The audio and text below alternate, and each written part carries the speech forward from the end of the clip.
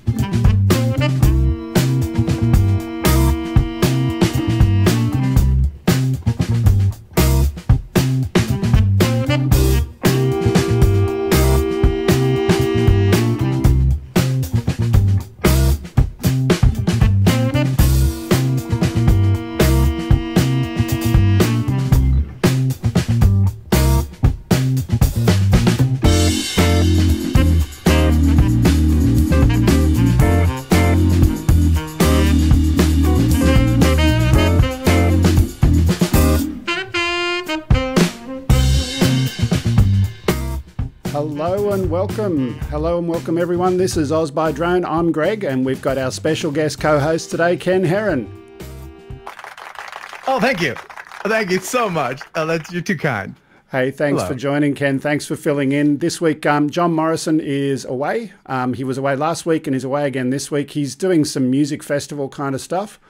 For those of you who don't know, John pretends to be a musician. He's a drummer. Boom tish. Where's your boom tish button, Ken? I needed it. There you go.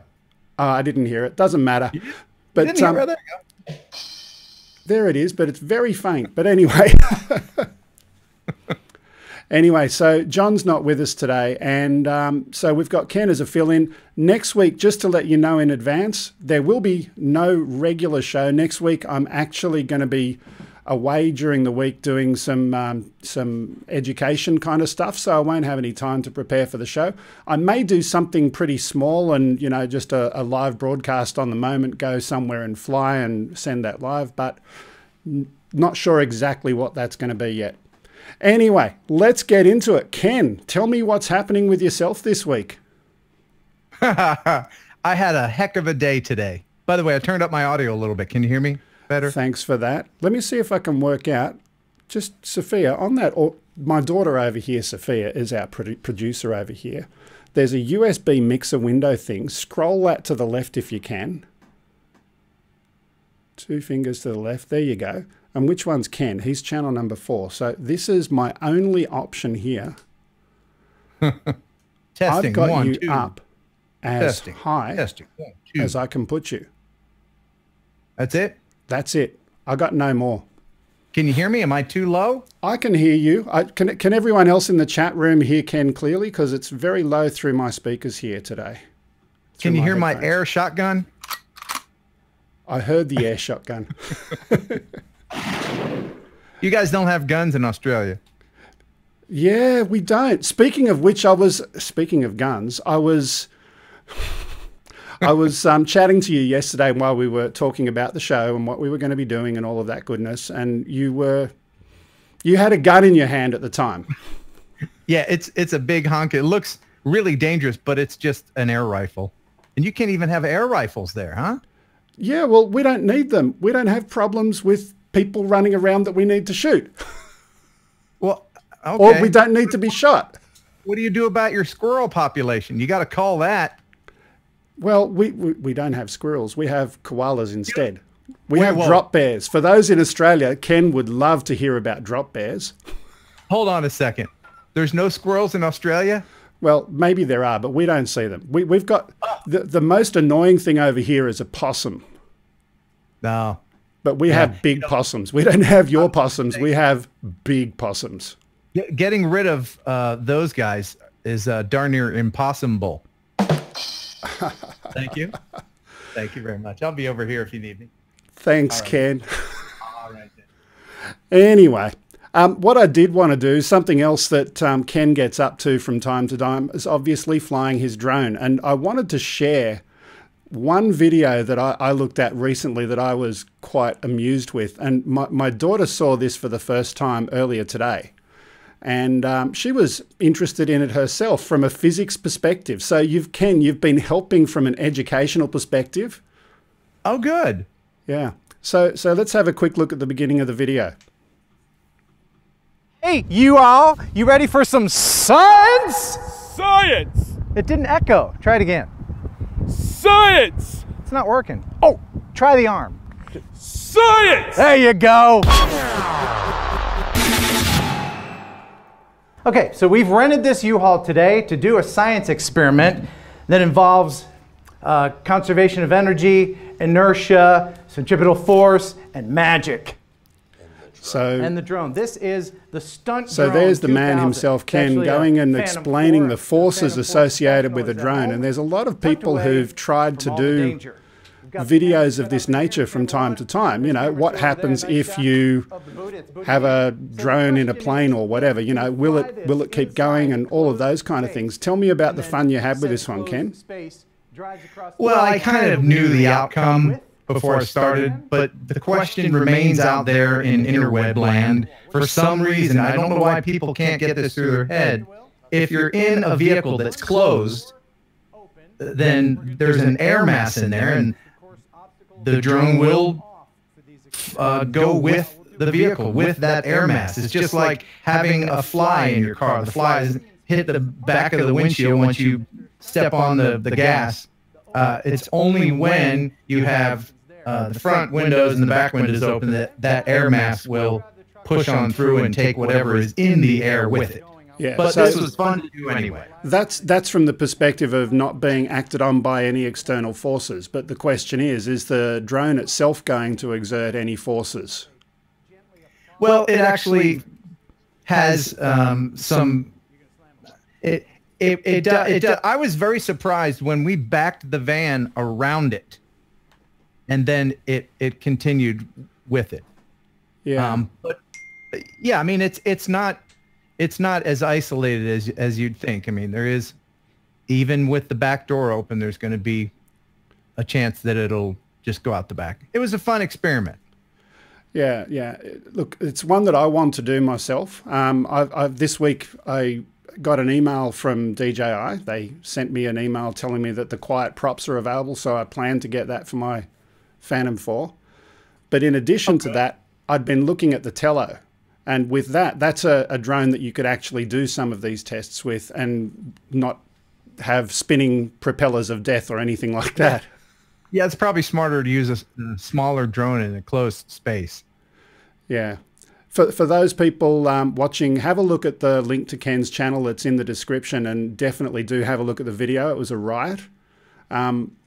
He was going to do a piece at the end of that video where he was in the truck while it was moving down the highway going to another location, but he decided maybe the spinning propellers of death would not be the best idea for his future. That would be a good idea. And I wanted to mention in the United States, Memorial Day is Monday, and today I was out just shooting some real estate shots, some boring parcels of land that a real estate company wanted me to shoot. And on my way there, I had to stop and pull over and get some gas, some petrol.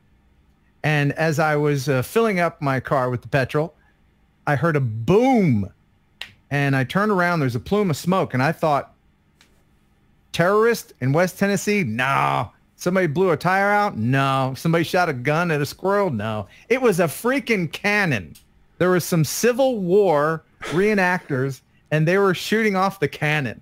So I put my real estate stuff on hold and went over and talked to them and filmed the reenactment with the drone. And so I'm going to be editing that tonight, actually, to get that on as soon as possible for Memorial Day.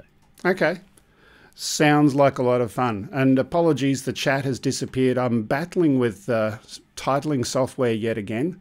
It was working perfectly in all of the testing previously, and all of a sudden it stopped. So keep chatting in the chat room and I'll bring it up on the screen when I can in a little bit.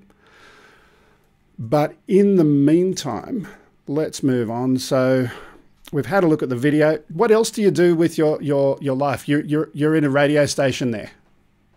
Yes, I'm in a radio station right now. This is my job. This is where I work. I'm very lucky to have the leeway to do my side projects from here. I'm in West Tennessee. It's a very rural area. There's probably within 100 yards of me right now, half a dozen cows. Yeah. So I work at a radio station. That's my main job. Okay. Well, for those people who are watching again, another place to have a look from Ken's channel, have a look for the Daily Ha-Ha. Some really good stuff from Ken's past radio history to have a look at there as well. Anyway, let's move on.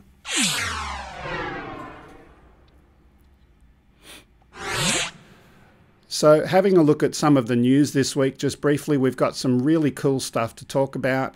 The first one is myth busted. So yes, we were correct. Last week we spoke to you about the Phantom 5 pictures that were coming out, and I looked at the pictures and I said, well, hang on, they don't have the new quiet props on there, so therefore I didn't think those photos were real. That photo, just to have a quick look at that again from last week. There we go. So some of these photos are showing interchangeable lenses for I believe that's going to be true. I believe that's pretty accurate right there. Really? Absolutely. Yes, they're going to have interchangeable lenses. Guarantee it. You heard it right here. I heard it right here. Okay, let's have a look at the next photo. All right.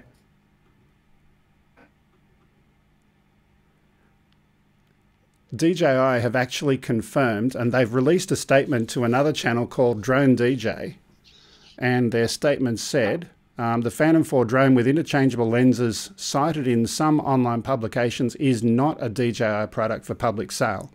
To clarify, this was a modified Phantom 4 Prone designed for an enterprise client to serve specific application needs. Well, like I just said, there's not going to be interchangeable lenses. That is absolutely not going to happen. You heard it here. Look, I think they'd be stupid to not do it in the future, but the photos that we've seen going around are absolutely fake. Well, that's disappointing. It is disappointing. So myth busted number 1. And speaking of busted, number 2. So DJI themselves have been busted this week. So I saw a tweet from Kevin Finisterre, also known as Dot Slash. He does some pretty cool stuff in terms of hacking the DJI drones and whatnot. Let's have a look at that photo. So this is a photo. Kevin's on the left there, I believe, and the wording in there is essentially that they've cited a DJI employee flying in an active flight path, and they hadn't done any check-in with the tower or anything like that. So it was just an interesting one to see DJI themselves, you know, bypassing their no-fly zone to fly somewhere that they're not allowed to fly. But just an interesting one. Huh. Well, if anyone could do it, it would be them. Yeah. And the next busted, again, a DJI-related one. Yes, we love you, DJI. And I pressed the wrong button. I'll press this one over here for the subtopic. So the next photo we're going to bring up in just a moment relates to privacy. And certainly this was another tweet from Kevin talking about how DJI value your personal data way more than you'll ever know. Now, for those people in the IT industry, especially over the last week, there's been a lot of discussion about GDPR, which is this European data privacy regulations. But what Kevin has come across recently, this diagram, unfortunately, it's not fully in English, but in the diagram, it talks about how your information and your data is flowed and harvested and captured and managed. So certainly if there's anyone who watches this stream who speaks Chinese, I'd love to hear from you. But at face value, it looks like they're definitely very serious about getting your private data. Yeah, I can't read that. It's all Greek to me. Yeah. Yeah, well, anyway, it is what it is. But yeah. There's a couple more things just in news. So the next one is the Manual of Standards from CASA. And Caleb, you're very popular. I keep turning off that title, but it keeps coming back. So there we go. I'll turn it off again. CASA, the Manual of Standards. So there's a technical working group of which John is on this week, and he's been attending those sessions. Now, the discussions are, of course, confidential, but we can talk about the brief topics and have a brief discussion on some of those. Now, obviously, this is Australia, but I'm sure there are parallels, of course, to the US. So licensing changes, registration, compliance, sending people out to go and police the drones, and BVLOS. So beyond line of sight, or extended VLOS is another term that people have been using. What's happening in the US, and that might give us a hint of where things are going in these Australian discussions. As far as regulation, FAA, and so forth. Oh, well, there's of course an ongoing thing between federal and state level law and rules, legislation. They're always fighting amongst themselves, and there's always the question as to whether state law can supersede federal law. So that's always, you know, you look at rules that the FAA put out as a federal agency, and you're like, okay, well, we can do this and this, and then you go to a certain place in the state, and then they have these other rules that say, well, no, we don't care what the FAA says, we have our own rules, and it's very confusing. Hopefully one day soon they all work together to make it a little bit less confusing. In peace and harmony? Yeah, well, and they're all gather around hand in hand and sing Kumbaya. Yeah. But what is your height limit in Australia? 120 meters, 400 feet. Okay. Which is, I believe, the same as yours. Yep. Yeah. Now, do you have that exception that you can go above 400 feet if you're within? Nope. No, you can't do that. Nope. So you can't film tall buildings or mountains? Nope. No, it's feet above your vertical height from the ground directly below you. Right, AGL, above ground level. Yep. If you're at 400 feet and you come up to a building that is 600 feet, if you're within 400 feet of that building here in the United States, you can then go above 400 feet above the building. So that would be 1,000 feet. You could go above ground, essentially. It would be nice, but no, they haven't done that. I don't think that's one of the big things that were being discussed. From what I hear, licensing, just to quickly go through those topics, and I can't speak for the detail of the discussion and who was advocating what, but on the licensing side, they're wanting to tighten it up a little bit. I gather registration, they want to make it happen. We don't have drone registration currently in Australia. Compliance, there's obviously a desire to increase compliance, but you can only do that if you've got people to do it and things that people want to comply with, and that it becomes the exception rather than everyone doing bad stuff. But the big one is the BVLOS, beyond visual line of sight. Now, we don't have the luxury that you have in the US. We cannot legally have a visual observer and be flying with goggles or something like that. Right. I'm hoping that that one's going to change. But just to be clear, in the US, you can fly using goggles with an observer. Yes? There's a gray area there. That's really, I can't give a definitive answer. It's a very gray area. If I say it one way, then people will be like, no. If I say it the other way, then it'll be like, no. It's kind of a gray area. Yeah. You need to fly within line of sight. They've had these monocle goggle things that they've put out so you can use one eye on the drone and one eye on the camera and all this stuff. That stuff doesn't work. I mean, you can flip up the DJI goggles and check once in a while. Does that count? I don't know. That's the gray area. I wanted to find out what is the Australian equivalent of a Part 107 certification?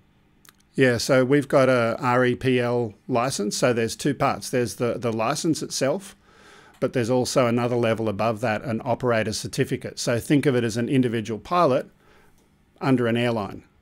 So the airline is the operator certificate. Now, John Morrison, he has an operator certificate, and I can use my license to fly under the standards with his operator certificate. But if I'm only flying by myself without being under his umbrella, I'm under the standard excluded rules. I can't do anything special beyond what your average hobbyist can do. But the interesting thing in Australia, in the sub 2 kilo category, you can do commercial work without having a license. Oh, wow. Okay. That's one thing that I think will change, but time will tell on that one. Right. Now, if I, as an American, came and visited my pal Greg in Australia and brought my drone with me, what kind of things would I expect? What can I be under your umbrella and still fly, or would I have to do something else? It's a good question. So, I traveled to another country, and their rules were that you had to get your license kind of stamped or accredited, if you like. You don't have to do anything special. You've just got to go to the local regulator and say, hey, here's my foreign license. Are you going to give me standing in your country?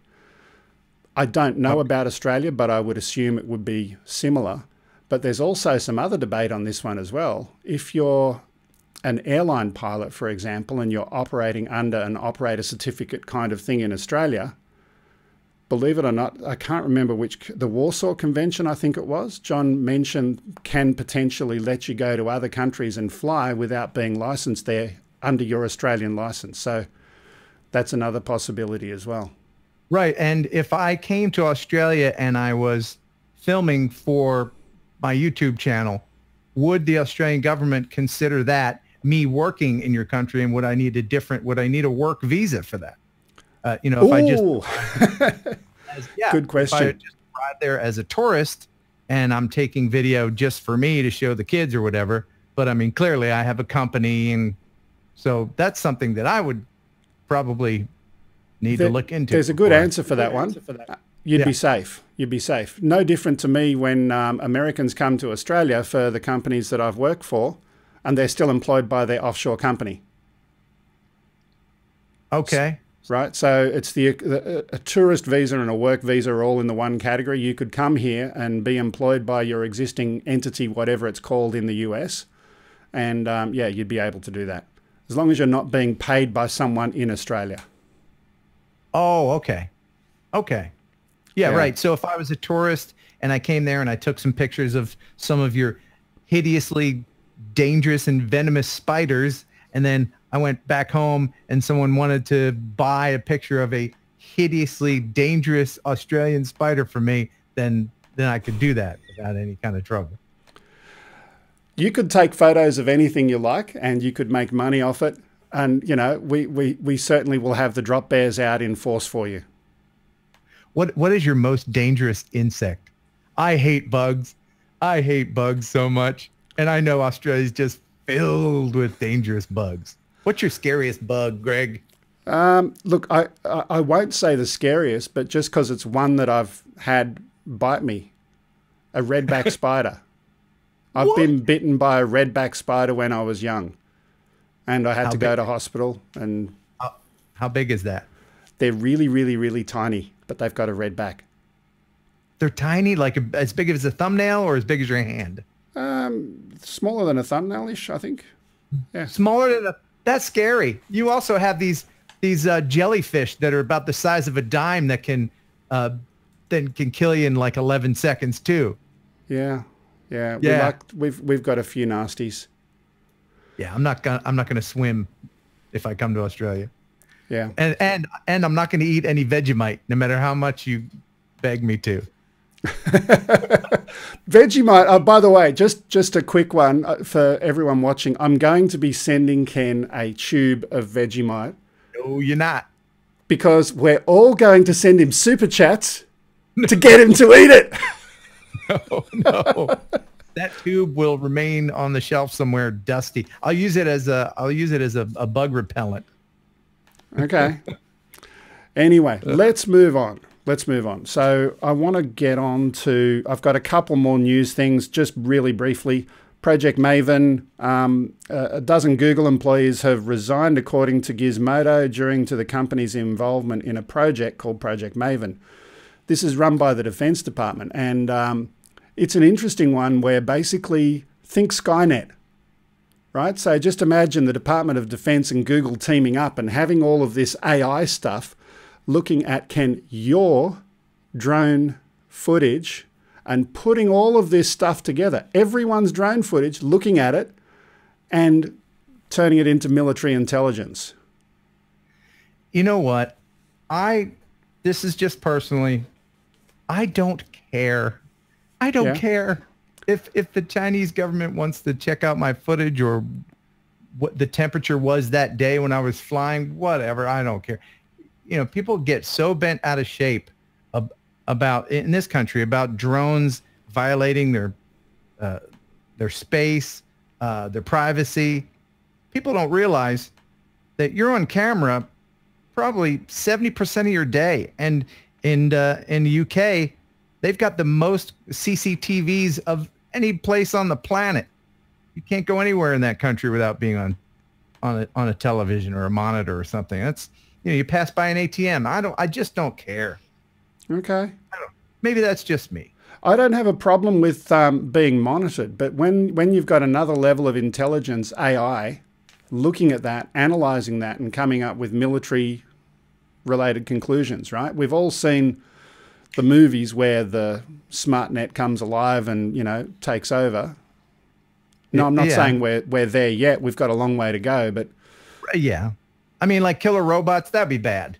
Yeah, you see all these companies, these universities dedicating their departments to.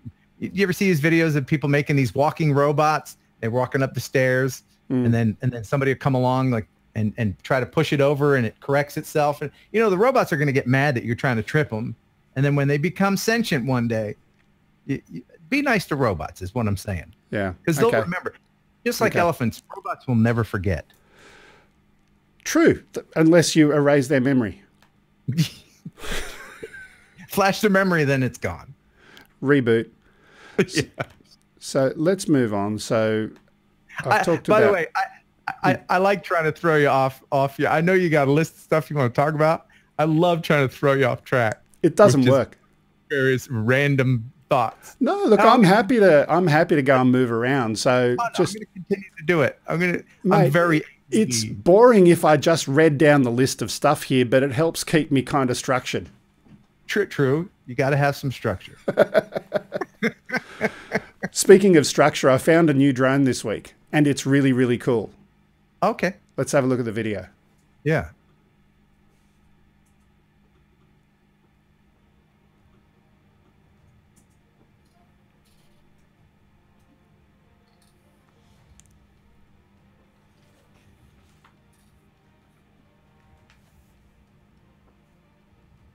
Now, I don't know where the audio is, but that's another problem for another day. But that's neato. Oh, it's a big thing. Oh. There we go. We have audio. Wow. Oh.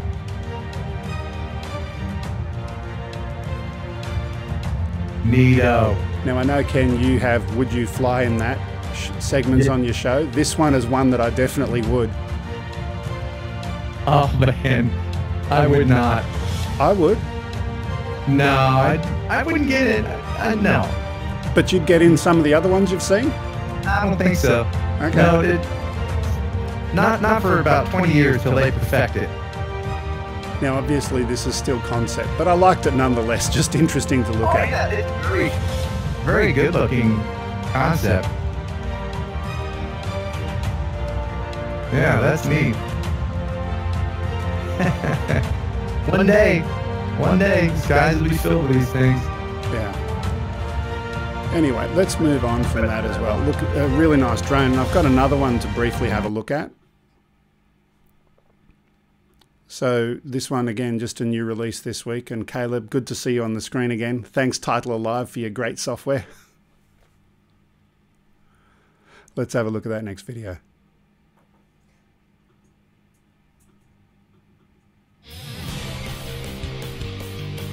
I like the name. So have you had a look at any VTOL aircraft? Any what? VTOL, vertical takeoff and landing. No. I mean, I saw a few Delta Wing configurations that are being developed that look pretty promising. That's cool. Certainly this one, the reason why it's interesting to me is just simply the range.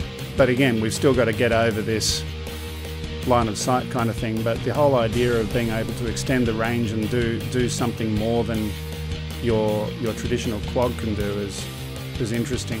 I noticed that I can't remember which country it is, but there's a company called Zipline. They're doing some stuff where they're actually doing blood deliveries now by drone. That's a great idea. I think it might have been Rwanda. I can't remember, but yeah, they've got a complete massive blood delivery network where it's getting that blood out to people who need it for hospital and medical reasons really, really quick and cheaper than the cost of doing it by road. Absolutely, yeah, getting those defibrillators to patients that are... This is not the defibrillator. That's a project that I've seen in the US, but this is actual blood delivery. Oh, no, I'm saying that drones of every sort, just getting things medically to people that need them, you know, that's the future. It's going to save a lot of lives. Yeah. So let's move on and we'll go across. We've got one more quick little video. By the way, I got a quick question for you. Sure. Do people in Australia eat kangaroos? Yes. We're hopping mad. That's all I can say. Do you eat poor little kangaroos? No. No. Bad, Greg. I'm out. I have personally not eaten kangaroo. What do they taste like? I haven't. Oh, you haven't. Okay. No. Okay. But I have eaten ostrich. Oh, yeah, sure. They're ugly. You can eat them all day. Yeah, but now, nobody eats koalas, right? Please tell me. No, we don't eat koalas. Okay, but they look delicious. They do. They do. Okay, and now back to the show. Black Hornets. I've got one more quick topic in news, and it's been a long news segment today. Let's have a quick look at this. The Australian Army has been looking at some new drones themselves. And yeah, these are small, bite-sized drones. Same weight, but the Army says its butt-sized drone is a game changer. The black butt. What'd you say? Bite size. That's what I thought you said. But oh, I've seen these little guys. These are really fascinating. These things. They're fun size. Will be based in Brisbane. The program cost 18. Do you know how much those cost? They're like 10 grand a piece or something crazy. Apparently very expensive. Yeah. But here's the other interesting side topic. When I was in Canberra probably a month and a half ago, I was there at a convention, and the Army was actually talking about getting people to come in and train them, and they had a tender out for people to come in and train them to become pilots. So they're getting pretty serious about this. They can fly for 25 minutes. Have a race. I'd love to fly some military remote piloted stuff. It's quieter than other drones. I mean, you know, without the Hellfire missiles on them, just for fun, you know. Just for fun. I mean, if I had to blow up some terrorists, I mean, sure, I'm there for you, but really, I'd prefer not. Black Hornets, the British did, but retired them. Okay, we'll leave that there. So, look, interesting drone news for the week, and just a couple of other bits and pieces. So, just requesting people, if you could subscribe to the channel and help us to grow, that'd be really cool. Oh, you know what? That reminds me. I should probably subscribe to your channel. Thanks, Ken. I'm just kidding. I've been subscribed forever, man. And hit that bell. Hit that bell. Yeah. And if you don't like YouTube, you can also hit us up on Facebook. Except if you can, because Ken doesn't like Facebook. I mean, I don't, you know what? To tell you the truth, I don't like the way Facebook counts their video views. They over-exaggerate it. Possibly. Just by passing your mouse over a video, they count that as a view, and I don't think that's a fair way to count. Anyway, that's just me. And two other quick little advertisements, community service announcements. If you want to send us anything in the post, there's the address 5/127 Princess Highway, Sylvania, 2224. And Ken, love to have you here when you come to Australia. Yeah. Yeah, I'll just plug that address into my GPS and I'll be right there. Yeah, no problem. By the way, yeah, you know, if I tried that once, I tried plugging an Australian address into my GPS, and it doesn't work. Really? It somehow it knows that there's water in the way. Yeah, I tell you. But you know, it's interesting if you actually try to go from Sydney to say Launceston. And now I'm trying to see if Ken's going to actually bite on the geography. I'm sorry? Sydney to Launceston. Sydney to... Did you sneeze? What was that second one? Okay, Sydney to Hobart. Is that better? Yeah. You know Hobart? No. The capital of Tasmania. It's that small little islandy thing down the bottom. The map of Tassie. Oh, yeah. That's Australia's goiter. Okay.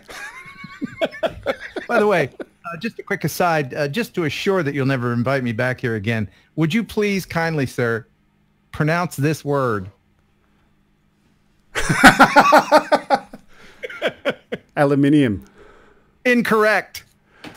Depends on where you come from, bud. It's right over here. And where I'm coming from and where our audience is from, it's absolutely correct. I know, but there's no... You know what? That's going to be... Ken, you've just helped me out here. What? So I've been trying to think of what can I have on the show that is an interesting side non-technical drone topic. Now, you've got your peeling with Dana. Yeah. The new topic of the week is going to be how those damn Americans say this word. Look, you say it again. Aluminium. Okay. There's no second I. You're going to need a second I to have inium. There's no inium in here. It's aluminum. The screen is too far away from me to see it, but I'm assuming you're spelling it correctly. But anyway, let's move on. So what I'd love to talk about next is...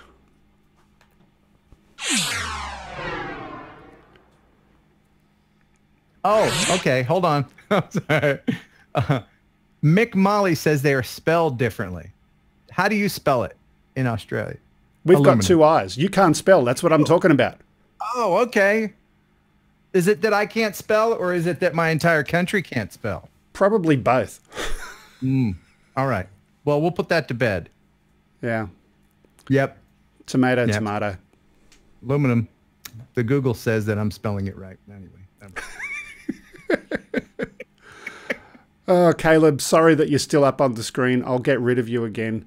But the next topic I wanted to go to was, is there still money in drone flying? And in particular, I wanted to share one of the ways that you make money. An interesting video that I saw a year and a half or so ago now. It was your real estate show reel. Oh, yeah. Let's put that up. Okay. I'm trying to give the cues to my daughter to press the button before it happens, and she's just sitting there hidden away like on a 5.5 acre lot It's just okay. off She's doing a great job. Is a 1.5-story single-family home built in 1995. This is actually my father's The home is house completely in Willis, surrounded by a Texas. green reserve area, and no other homes And are you would visible think from the property. that that I too would be rich, but no. With seasonal lake views of Lake No, Kuhnert. that's not how that worked. There's a sprinkler But, system in the lawn. Tell me about Yeah. that front window. If you would like to park an RV. That window, inside, pond in the front it's just, yard he's got like a 40-foot high ceiling. You may remember I flew my drone in his living room once. Yeah, and that's why I was when the asking. sun- Tell me about that window and flying in there. Yeah, man. The sun comes in there, and the air conditioning bill in Texas is just through the roof. But it's a big, huge space to fly a drone in, and there's a window upstairs that is about 3 feet wide, and I was able to fly through that as well. But no, this turned out pretty well, and I'm happy with this video. The reason that I just picked this topic, you know, we were chatting yesterday, and you know, you were talking about some of the stuff you were doing and how busy you were, and you had, I think you said 4 real estate jobs this weekend. Is that right? 3. Three? Yep. So there's definitely still some money in that kind of stuff. There's a fair bit of business over there. Yeah, well, actually, prices are plummeting. Back in, I'd say, 2013, 14, anyone with an aerial platform for a camera, they could, name their price.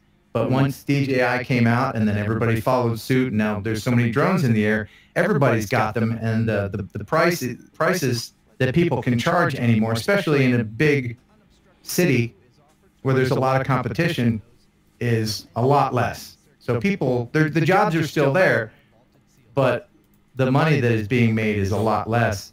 And yeah, there's my dad's living room. Yeah. It's just too big for him. Look, some nice footage of the house, definitely. Yeah. But we're seeing the same kind of thing over here. The prices on a lot of drone work dropping as well.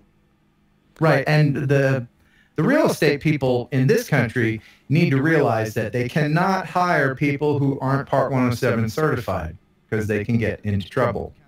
And a lot of realtors, I spoke with one today who thought, well, I'll just get my own drone, and then I won't have to do that. Well, no, that's not the case. You're going to have to get Part 107, and if you don't, then you could be fined twice.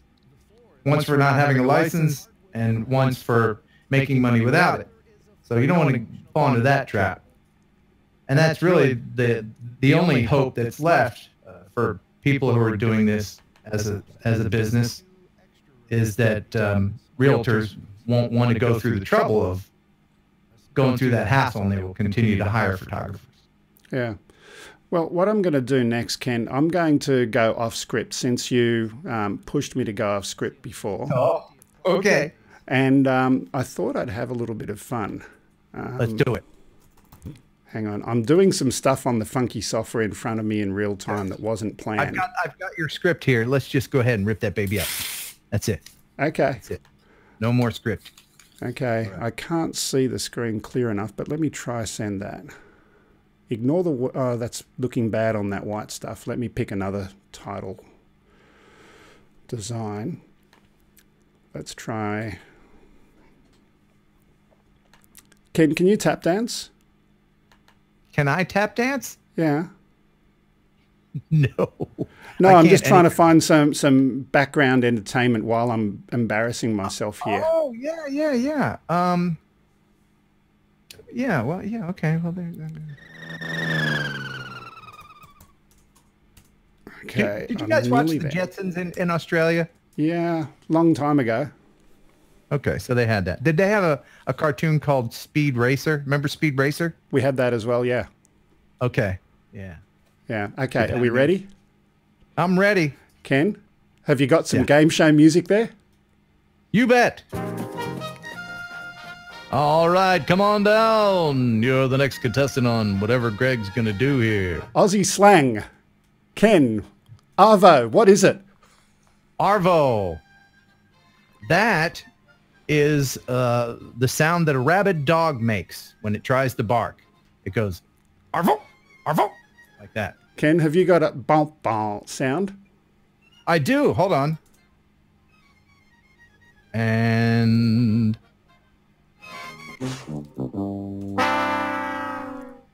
because I'm wrong. Afternoon. Arvo. Is that a vehicle? Is it a vehicle? It's afternoon. Afternoon. What? Barbie. Okay.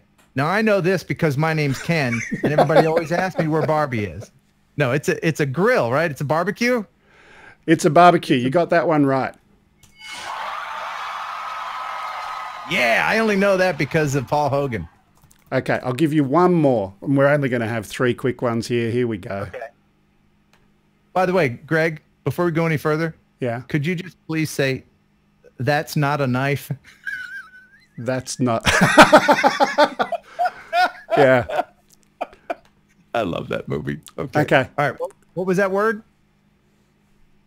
Snag. Yeah. Oh, snag. Yeah, that's when you get your skirt caught on the chain link fence. Nah. Put another snag on the Barbie sausage. Oh, really? Yeah. Wow. Okay. Anyway, it's been fun going off script. I could go all day, but people are here with all sorts of different types of audiences. So let's move on with a little bit of stuff. And it's time to press that button and then press that button and press that one and tap dance, and eventually... This is just a bit in the middle of the show where we have a quick little look at what's happening on the YouTube, except that it's not coming up on my screen, which is really annoying. So, Ken, what are people saying? What, in the chat? Yeah. Oh, they're talking about the words that we just learned. Someone said that snag is when you're unzipping your trousers to pee and then catch it. I like that. That's a good one. And someone was accusing me of having a dated reference. I guess the Paul Hogan movie is that is kind of old. I am just over a 50. little bit old. Yeah, I am dated reference guy. Yeah.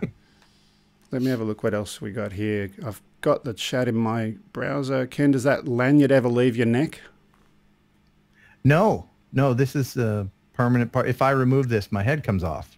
So I gotta leave that on. Army Recon Vehicle Operator. I don't know what that was. I always wear this when I'm working. Yeah. Okay, here we go. I'm just looking back in Louisiana. We just say aluminum. Aluminum. Daryl says that I say job differently. Job? Is that wrong? Oh, you say job. Job. Is that job? Job. Is that better? Yeah, a little bit. You want me to try my horrible Australian accent? Is that what you call it? Oh, it's terrible. Yeah. It's like over exaggerated. Yeah. I am Wedge. I saw you mention the props for the version 2 are too quiet. I haven't got mine yet. I just ordered them a couple of days ago. Have you seen them, Ken? Have you got any yet? I've ordered mine. Mine won't be here for a while, but yeah, I don't know about quiet. I mean, really, unless they're more efficient. I mean, if you have to sacrifice efficiency for quiet, then there's no reason to have them, because then you're just draining your battery faster. But if they're the same efficiency or even better, and I'm actually going to test that. I've got, and I'll let you, this is a little secret into kind of what I'm going to be doing with Dana tomorrow. I've got this radar gun here, which is a lot of fun in the car. On the highway, if there's a speeder, I'm like, oh.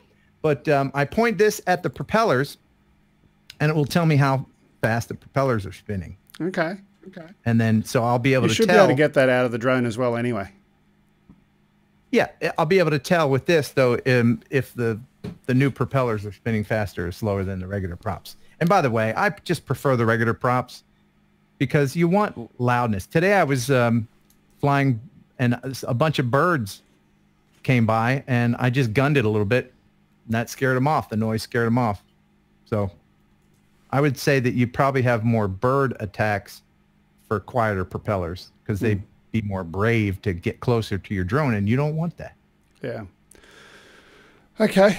Well, before we move on, the next person we're going to have a chat to, Ken, OzBeach Andy. So we've got a guest in today. Let's bring Andy up on the screen. Hey, Andy. Except my daughter didn't press the button for the audio on the bottom. There we go. Hey, Andy. I can hear you. That's better. Hello and welcome. Andy, I've been looking at your channel for a little while. In fact, we've featured one of your videos before. Tell me a little bit about yourself. Well, I'm a retired senior. And a retired senior. So you used to be a senior, but you stopped doing that? Well, according to my wife, I've always been a senior. When I retired, I used to do twitching. Do you know what twitching is, Ken? No, what is it? That's taking photographs of birds and all that. So I used to go around all around Australia taking photographs of birds and all that. And then I was processing it one day, and I did put a little bit of a footage on YouTube. Then I saw this Tasmanian bloke flying a drone. So I watched his videos, and I thought, oh, I'd love to get one of those. So about 2 years ago, I went and got a Parrot Bebop 2. Now, I don't know if you've flown one of those, but at the time it was quite good. I had probably about a dozen YouTube footage put up, and it was pretty good. I enjoyed it, but I crashed it. I went out to sea a bit, and for some reason I lost control of it. It just went crashing into the cliffs. So I gave that away. I did fix it up, but I thought I needed something a bit better. So I got a Phantom 3 Standard, and I love that drone. And are you still flying with that now, or what have you got now? No, that going back about 4 months ago, I was over a reef. It's just down the road from me here, and there was a shark spotting plane flying above.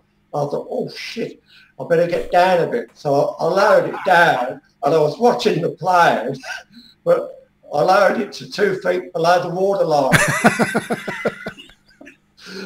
So negative altitude. Yeah, so I lost that. Yeah. So I wasn't too, well, I was a bit upset about it because I think anybody who loses a drone, you get a bit upset. But I went on to the local supplier here and I've upgraded it now to a Phantom 3 Pro. And the reason I did that, I could have got a Mavic Air or a Mavic Pro or something like that. But I had all the equipment. I got the bag for carrying a Phantom 3. So I got that, and that's what I do now. I just fly the Phantom 3 and I love it. Now, for those of you who look at my footage, most of it is coastal stuff, because where I live here, I'm on the coast, and it goes all the way down probably 90 kilometres, and I can come back the other side. It's just absolutely magnificent coastline. So that's what I do. I just take footage of coastline, and and everybody seems beautiful to like it is too. Beautiful it is. Let's have a quick look at when I was putting the show together. There was just a video that popped up in my YouTube feed, and this is the one. So this isn't so much coastline; it's a reservoir. Yeah, this reservoir is just up the road from me.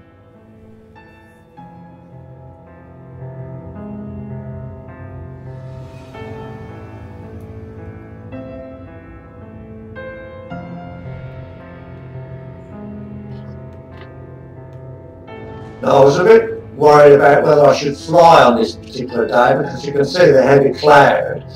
No, that makes it looks great. I love those low-hanging clouds in the back there. Yeah, and it didn't rain, so I was pretty lucky, but there was a bit of mist about, so I was pretty fortunate.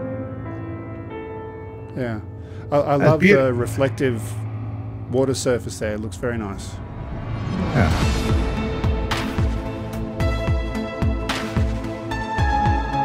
What part of Australia is that?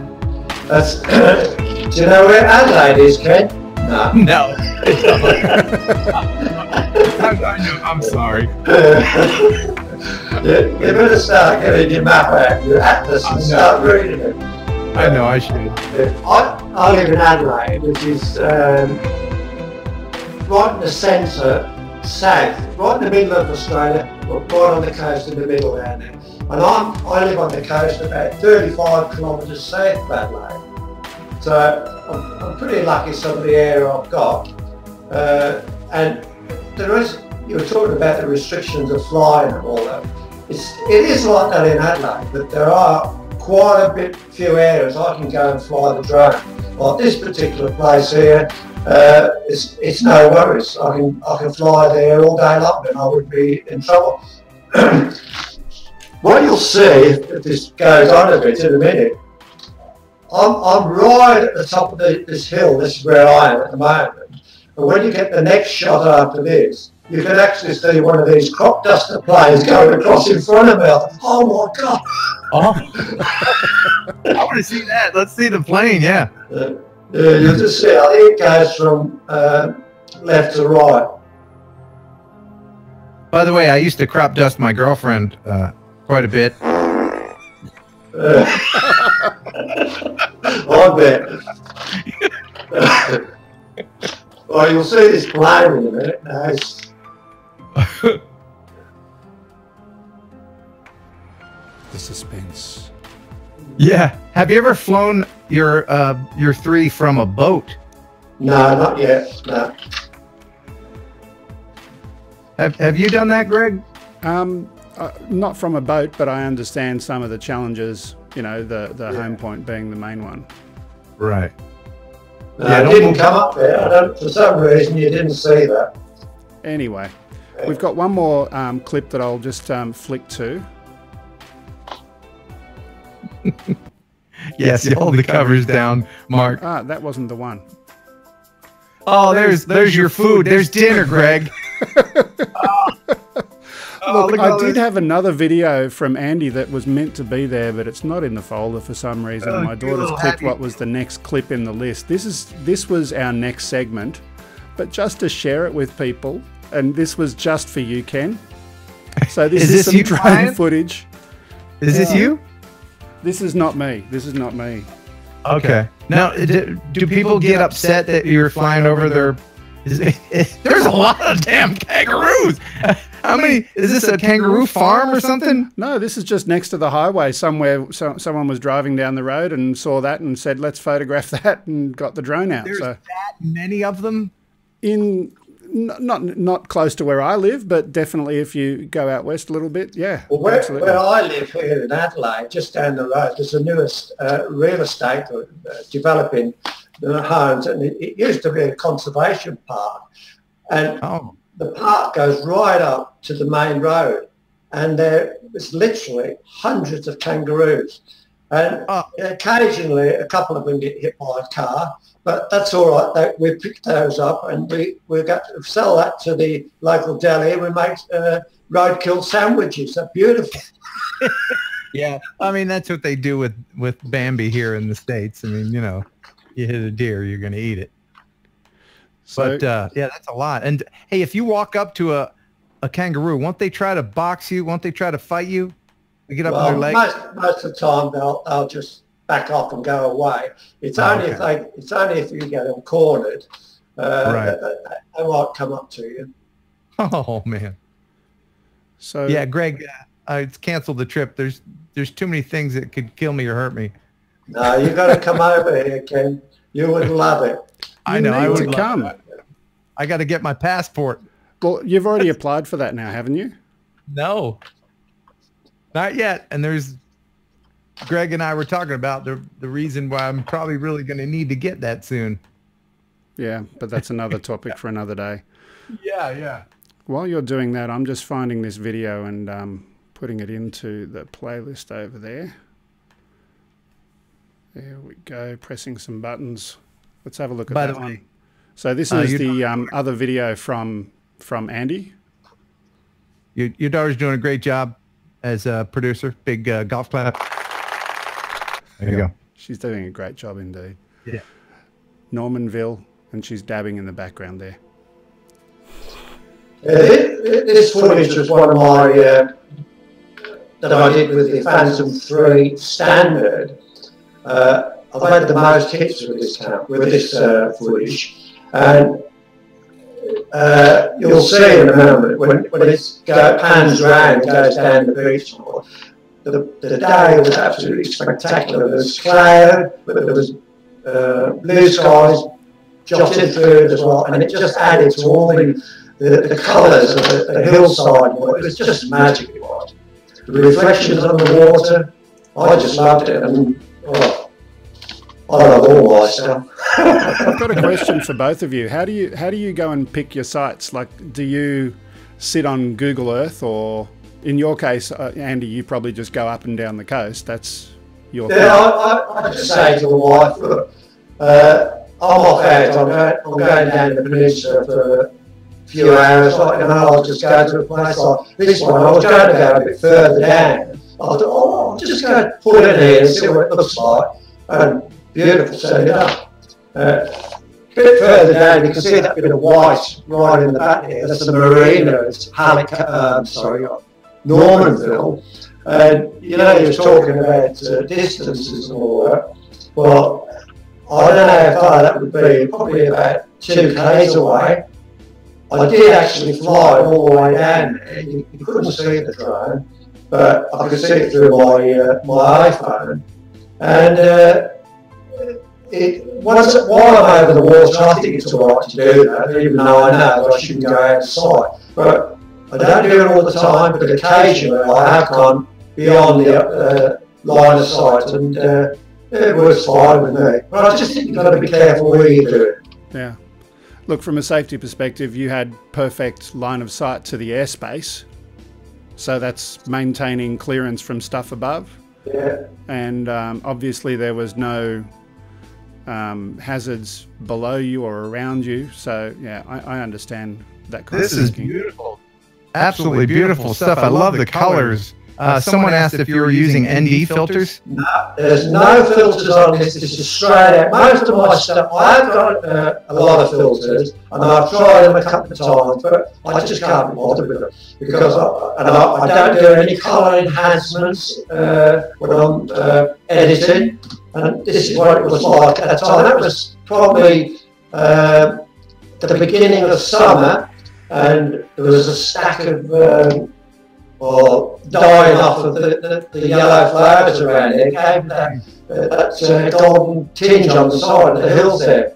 Is that accurate color, or using Cine like or any presets on there? Or is it just normal color? No, it's just normal. That's what I was. I don't do any enhancements or anything like that. Wow, that's really impressive. That's so beautiful, the color of the water and everything. Yeah. Very. So this is exactly why, Ken, you've got to come down here.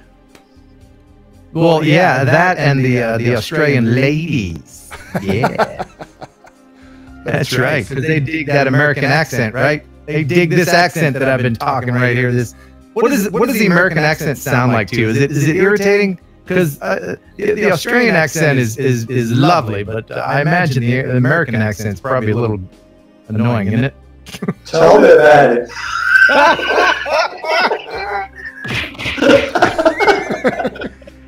There's one for you.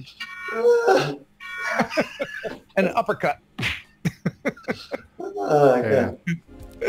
Anyway, it's all good. Look, that's probably all we've got time for today. So it's been really, really good chatting to you, Andy. So those videos are available on Andy's channel for those people watching today. Have a look at the description. There's a link to Andy's channel there. There's also a link to Ken's channel, of course. Don't worry about that. Just subscribe to mine. Wow, man. Wow. No, I'm joking, Ken. I know. Yeah. Anyway, look, just as we wrap up, so at the end of the show, we usually leave a little bit of time for chat at the end as well. So let's have a quick look at what people are saying. And Andy, stick around. Maybe there's some questions for you. I'm trying to get the window up. Subbing Andy, great stuff. Ruffle, let's get Ken hooked up. Yeah, I gotta get going because I'm pretty sure I left something in my Dutch oven. Okay. Is that I need a bathroom break? No. I'm just joking, man. Yeah. Are there any questions for these guys just before we go? We'll stay for about 10 or 15 seconds just to let people enter that before the YouTube lag thing happens. Lag.